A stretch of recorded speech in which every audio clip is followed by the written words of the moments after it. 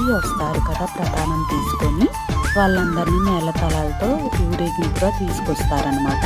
అది మా సైడ్ ఉన్న ఆచారం అనమాట. అలా తీసుకొచ్చేలోపు ఇక్కడ మా వాళ్ళందరూ తోరణాలు అండ్ పూలు అన్ని కడుతున్నారనమాట.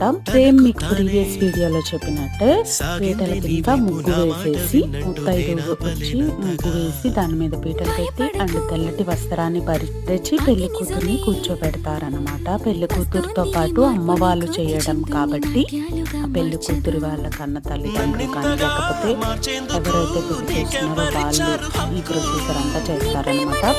ఇక్కడ మా సైడ్ 5 బాలదాసుని కూర్చోపెడతారు తోడు పెళ్లి కొడుకులుగా. సో అలా అందరినీ కూర్చోబెట్టిన తర్వాత ఫస్ట్ ఒక ముత్తైదు వచ్చి అందరికీ బొట్టు పెడుతుంది అనమాట. పెట్టేసిన తర్వాత మా మమ్మీ ఇక్కడ చేస్తున్నారు నన్ను పెళ్లి కూతుర్ని. పెళ్లి కూతుర్ని అలా అండ్ బాలదాసుని కూర్చోబెట్టిన తర్వాత తాంబూలం ఇస్తారు.